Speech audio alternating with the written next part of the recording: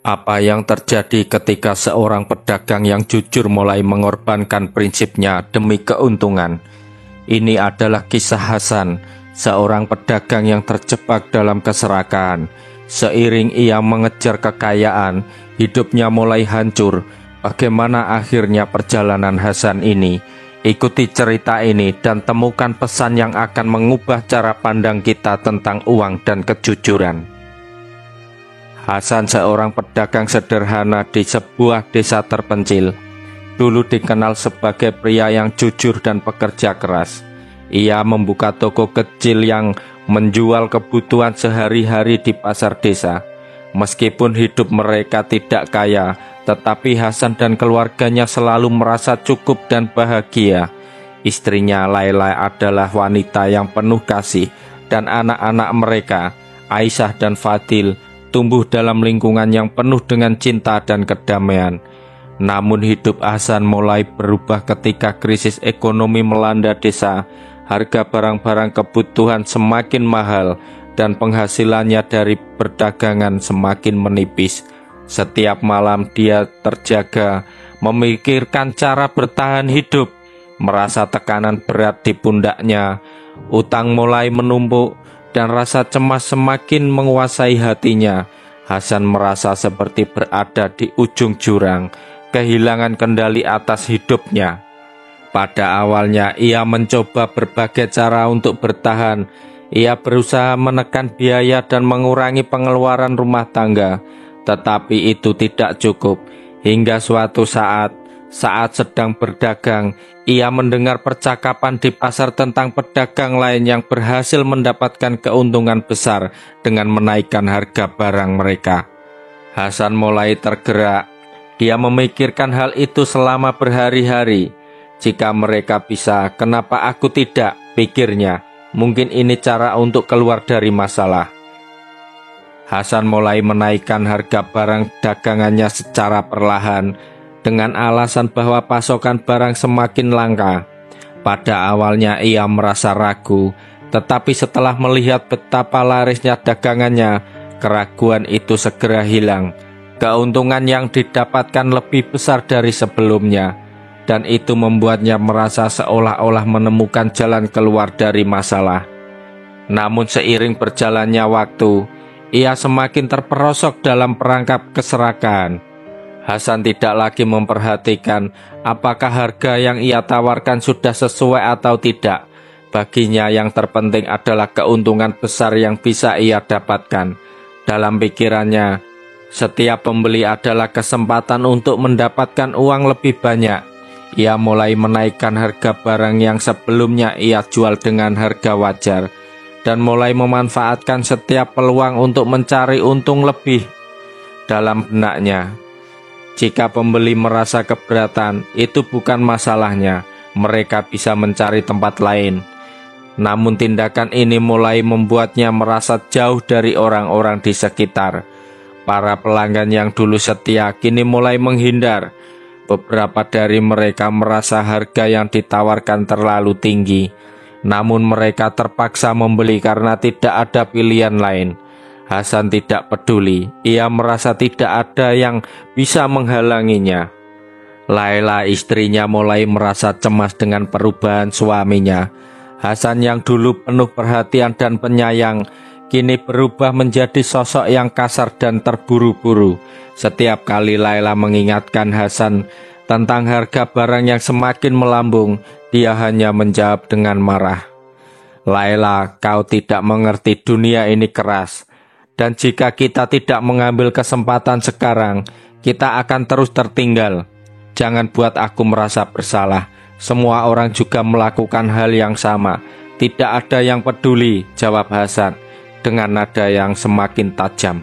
Namun Laila tidak bisa menahan perasaannya. Dia merasa semakin terasing dari suaminya. Anak-anak mereka, Aisyah dan Fadil, juga merasa ada yang berubah. Dulu mereka sering berkumpul di sekitar meja makan, bercerita dan tertawa bersama. Tapi kini Hasan semakin sering terlambat pulang, jarang berbicara dengan mereka, dan hanya sibuk menghitung uang yang ia dapatkan dari menaikkan harga barang. Suatu malam Laila tidak bisa menahan diri lagi.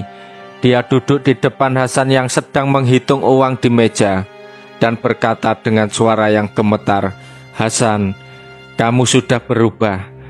Kemana perginya suamiku yang dulu? Suamiku yang jujur, yang peduli pada orang lain. Apa yang telah terjadi padamu?" Hasan menatap istrinya dengan mata penuh kemarahan. "Kau tidak tahu apa yang aku alami. Jika kita tidak mengorbankan sedikit moral, kita tidak akan pernah berhasil. Kita harus bertahan hidup, Laila." Laila menangis, hatinya hancur. "Aku tidak ingin hidup dalam dunia yang hanya mengenal uang. Aku ingin hidup dengan cinta, dengan kebahagiaan, bukan keserakahan."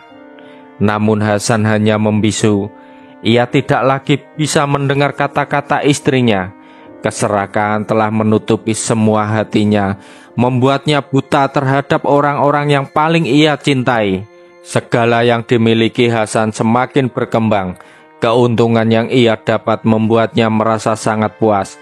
Dia membeli barang-barang mewah, rumah yang lebih besar, dan memperlakukan dirinya seperti seorang bangsawan. Namun di balik semua itu, hatinya semakin gelap. Ia mulai merasa terasing.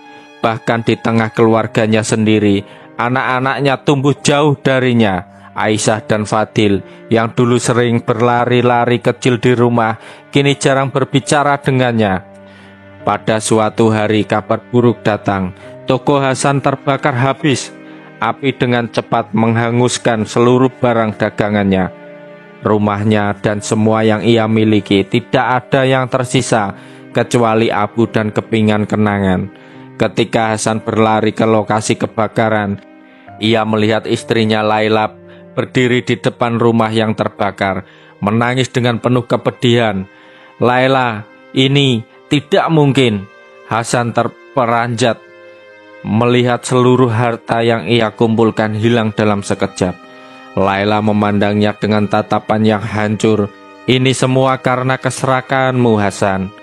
Tuhan tidak tidur. Kamu mengambil terlalu banyak dari orang lain. Kamu mengorbankan banyak orang hanya untuk keuntungan. Semua ini adalah akibat dari perbuatanmu." Hasan merasa seperti disambar petir. Kata-kata istrinya itu menghantam hatinya dengan sangat keras. Untuk pertama kalinya, ia merasa benar-benar kosong, hampa, dan terperangkap dalam kesalahannya sendiri. Semua yang ia perjuangkan, semua yang ia banggakan, hancur dalam satu malam. Setelah kebakaran itu, Hasan merasa sangat terpuruk. Dia berjalan tanpa arah, seperti orang yang kehilangan segalanya.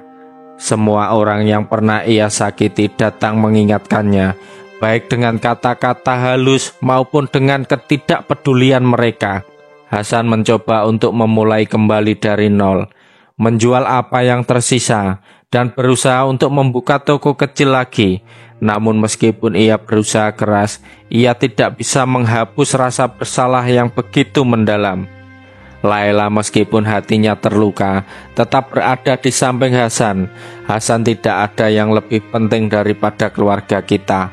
Jangan biarkan keserakahan membawamu lebih jauh lagi," katanya dengan air mata yang mengalir. "Tuhan masih memberi kesempatan untukmu berubah. Jangan sia-siakan kesempatan itu." Suatu hari saat sedang berjalan di pasar, Hasan melihat seorang ibu tua yang dulu pernah ia tolak untuk memberi potongan harga. Ibu itu yang kini lebih tua dan lebih lemah, berdiri di depannya dengan penuh kesabaran. Tanpa berkata apa-apa, ibu itu menyerahkan sebuah kantong kecil berisi beras kepada Hasan. "Kami tidak pernah lupa kebaikanmu, Hasan," kata ibu itu dengan lembut. "Semoga Tuhan memberi jalan yang baik bagi orang-orang seperti kita yang pernah tersesat." Hasan dengan hati yang penuh penyesalan hanya bisa menunduk dan menangis. Semua kebanggaannya, semua hartanya kini terasa begitu kecil dibandingkan dengan kebaikan yang ia terima. Ia merasa betapa dalamnya rasa kehilangan yang ia alami karena keserakahannya. Pesan moral dari kisah ini, keserakahan adalah api yang membakar, bukan hanya harta. tetapi juga hati dan hubungan kita dengan orang-orang yang kita cintai.